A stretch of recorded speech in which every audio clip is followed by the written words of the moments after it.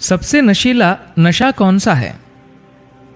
क्या ड्रग्स किसी आध्यात्मिक साधक को ईश्वर का अनुभव करने में मदद कर सकते हैं, या वे सिर्फ पतन की ओर ले जाते हैं? सद्गुरु संभावनाओं और खतरों के बारे में समझा रहे हैं।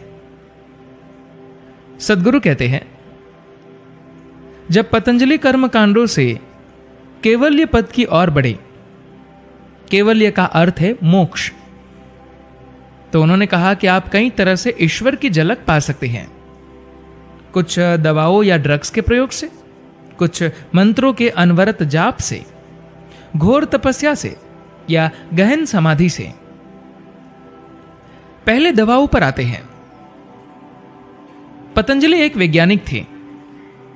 वह सामान्य धार्मिक व्यक्ति नहीं थे। वह किसी चीज से डरते नहीं थे। उन्होंने हर चीज को जांचा, परखा। एक धार्मिक व्यक्ति आमतौर पर ड्रग्स की बात नहीं करेगा, मगर पतंजलि ने कहा कि ड्रग भी देवत्व की एक संभावना है, मगर सबसे निचली संभावना। ड्रग के साथ होता क्या है? अगर आप LSD या मैरिजुआना जैसा कोई रसायन लेते हैं, तो उस रसायन का यह गुण होता है कि वह कहीं ना कहीं मन को तोड़ देता है।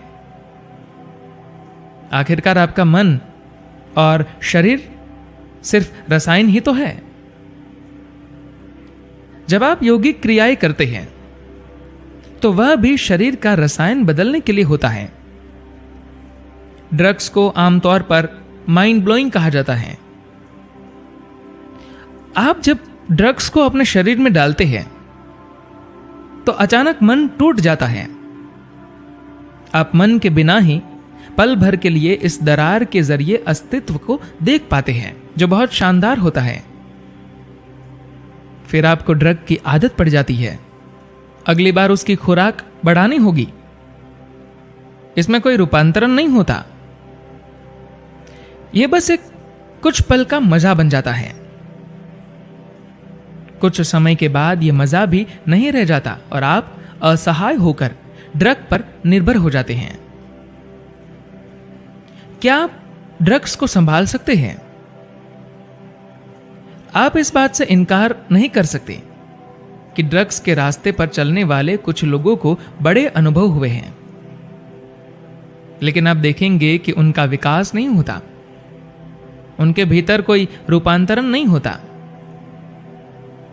दरअसल ऐसा व्यक्ति कभी कृपा भी हासिल नहीं कर पाता, बल्कि उसका विकास रुक जाता है। वो कभी खुशबू नहीं फैलाता। वो बस बड़े अनुभवों के बारे में बातें कर पाता है, वरना वो पिछड़ता जाता है। बस खुराक बढ़ती जाती है। इतिहास के लिखे जाना शुरू होने से पहले भी लोगों ने आध्यात्मिक मार्ग पर ड्रग्स का सेवन किया था। पुराण कहते हैं कि शिव खुद ड्रग्स का इस्तेमाल करने वाले पहले शख्स थे। वहीं से शुरुआत हुई। लेकिन आप ये जरूर समझे कि शिव उस पर काबू कर सकते हैं, आप नहीं। एक बार आदि शंकर अपने शिष्यों के साथ यात्रा कर रहे थे। वह एक जगह रुके और खूब सारी देशी शराब पी ली और फिर चलने लगे। कुछ शिष्यों को लगा कि इसका मतलब वे भी ऐसा कर सकते हैं। आगे जहां शराब मिली, उन्होंने भी शराब पी और फिर लड़खड़ाते हुए शंकर के पीछे पीछे चलने लगे, क्योंकि वे उसे संभाल नहीं पा रहे थे। जब वे लोग अगले गांव पहुंचे, तो वहां शंकर सीधे लोहार के पास पहुंचे और एक बर्तन भर पिघला हुआ लोहा पी गए। अब उनकी नकल करने वाले शिष्यों को बात समझ में आ गई।